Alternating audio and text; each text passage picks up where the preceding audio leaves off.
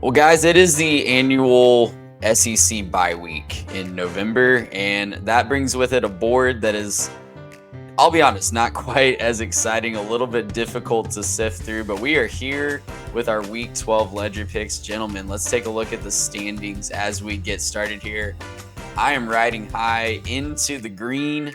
63.29 is my nuggie total. All it took was spending 1,000 nuggies to get there. And guys, we are fighting for break even as we move into the last couple weeks of the season. Mitch, you even said you might be trying some new strategies for next year, but we've got picks. All three of us are going to throw it out there this week. Mitch, we'll start with you. What's your new strategy? I don't know that there is one, to be quite honest. Listen, we've taken our lumps, and I was telling you guys before we hit record, it's funny because I have one strategy that's worked wonders this year, and it's just a pick'em strategy. I'm up close to 80% on my pick'em for the year in over 100 games now. And that's going great. One of the best hit percentages of my life. Problem is, I haven't done any of that over here on the Ledger. I've tried to get fancy, tried to get outside the bread and butter. It hasn't worked. But today we are trying something a little bit different. Just we're just teasing it for next season. This year's lost. That's okay. We're on to 2024. We're gonna go big with our best winner on this show, and that's the Georgia Bulldogs. I'm gonna put 60 nuggies on them to cover the 10-point spread against what I think is a very bad Tennessee team. Tennessee's at home. That is the only thing that's going in favor of the Vols, but Georgia's offense is clicking. Their defense is stifling. We've seen this scripted before, and it always comes up Kirby Smart's way, so I'm going to lean into that. I got the Bulldogs at 10. I think that's gone up since then, maybe 10.5, maybe even further, depending on which book you look at. Our sponsor, of course, MyBookie, always reliable, had them at 10 when I got them. This pick made y'all really nervous, considering the reverse Mitch fund has been extremely profitable this season. I'm going to take Louisville minus the point on the road. I think now it's down to a pick'em as some money's come in on the Hurricanes. But listen, Mario Cristobal, I think he's a bad coach. I don't care if it's at home or on the road. I don't really trust Louisville either. We can talk more about that on the full preview side of things. It's not like Louisville's any great juggernaut, but when you're asking Mario Cristobal to come up in a big moment, I'm going to say he can't do it. So I'm going to put 30 on the Cardinals this weekend. And then two just little small teaser parlays. Like, let's just see if we can hit these. I'm going to take the Red Raiders minus the 3.5. I'm going to couple that with Oklahoma State minus the 7.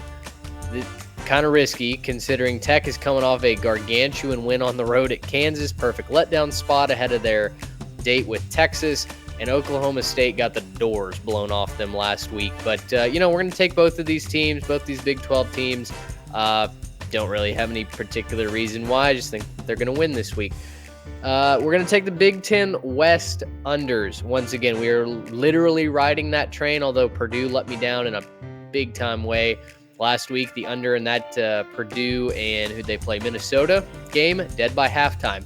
We're going to roll it again. I think Purdue scored all their points that they possibly could last week, so we'll take the under 48.5 against Northwestern, and Iowa has hapless Illinois. We're going to take the under 30.5 there. 5 to win 13. Guys, at this point, it's very clear. It's not gone my way, so we're just throwing things at the wall, and if you'd like to bet against me, you're probably going to be very profitable. Putting in the freshman dual threat third string, just running him out there, seeing what he can do, not burning his red shirt, but getting him some reps for next year, right? Garrett, you're much closer to break-even territory. You can have a couple good weeks here and find yourself in the green. How are you going to do it? Well, I mean, that is the hope, obviously, and I am taking a little bit of a different strategy. I'm trying to learn my lesson here at the end of the season. So as I look at this, I'm picking Michigan minus 19. That may not shock anybody until you realize they're playing Maryland. This is I am saying this, my reverse cash cow. Okay, we're going to go away from the cash cow that was my Maryland Terrapins. Served me well for a good majority of this season up to this point. And then they broke, and now it's Michigan. So I'm going to go Michigan minus 19 there, going 30 to win 27-27. I'm also learning my lesson on the Iowa Hawkeyes. The last couple weeks, I've said you just have to believe in something, right? You got to believe in the fact that 28 points is just too small of a number. Of course, a D1 football team is going to find a way to hit 28 points, and they've let me down constantly. And so just like the Journey song tells us, I'm going to refuse that wisdom. I will stop believing. Okay, I'm stopping believing in the Iowa Hawkeyes and their ability to hit an over. So Iowa and Illinois under 30.5, 40 to win 36-36. And then I've got my read the room parlay where I'm just trying to go on a feeling instead of trying to go super analytical on it. USC minus 6.5 against UCLA. UCLA, a lot of rumors that their coach is going to get fired.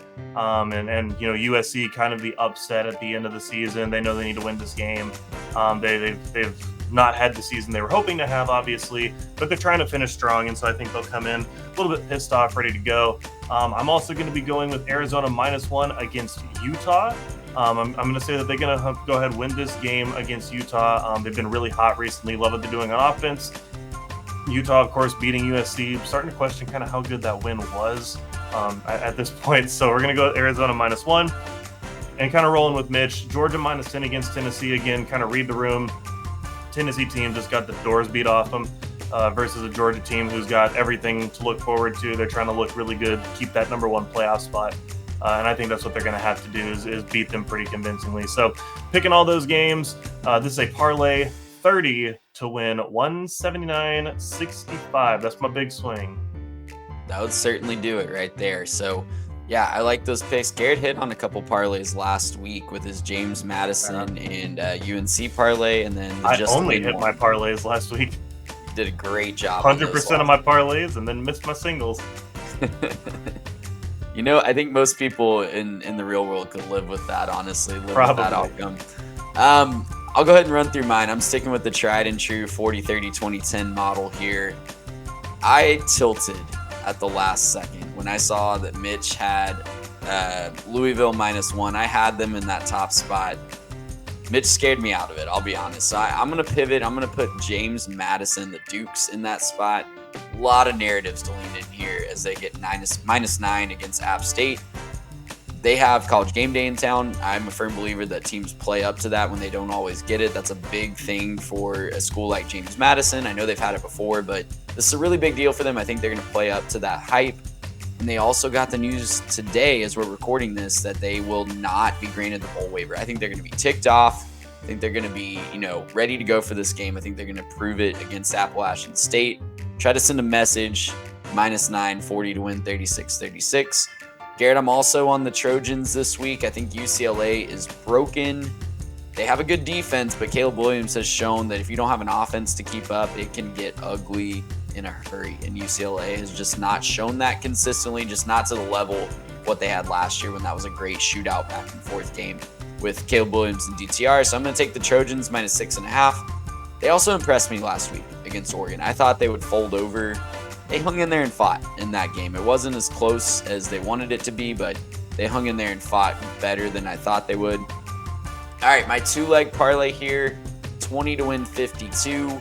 This is the big number. I hardly know where parlay because I think both of these teams are going to be outclassing their opponent this week.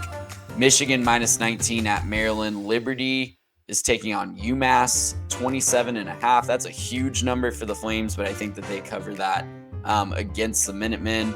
Then my last parlay here, my midweek parlay. I've been doing really well on these this year, extending it up to a 3-leg because I like all three of these lines. So Boston College +3, they're taking on Pitt on Thursday night. It's as simple as I think Boston College is decent and Pitt is really bad. And I was tempted to take the money line here, but I'll take them +3. You're going to see that middle logo and question my sanity, and I get it. But let me rationalize my Colorado pick here. +4.5 at Washington State. Colorado, they've not gotten the results in the win-loss column, but they have been playing really close games. They're 7-3 against the spread this year. Washington State has lost 6 straight after starting 4-0. They've lost 5 out of their last 6 against the spread. So I'm just going to lean into the pattern here. Buffalo's +4.5 on the road. Don't know if they get it done outright. They definitely have a good chance to, I think, but I'm going to lean into that here. Even with all the dysfunction that's going on in Colorado, they've still been able to play close games. And then I'm going to take the under in UTSA USF. That's set at 67. That number is really high for me for a UTSA team that I think is getting, even still in November, a lot of bump in their total number on perception from last year. So UTSA has just not put up the same numbers as they have all year long, as they have in years past. They're 3-1-1 when betting the under in true road games this year for the Roadrunners. So I'm going to lean into that pattern as well. Take the under at 67. Gentlemen, one more week after this week. It is notoriously the toughest week to bet. Rivalry week means crazy results will be happening left and right. You can throw the records out the window. I'm excited for that one. I know you guys are too. If you're watching the games this weekend, I'm sorry that you don't have as many great matchups, but we're going to be locked in like we always are. Make sure you're betting responsibly and enjoy the games this weekend. Gracious, how about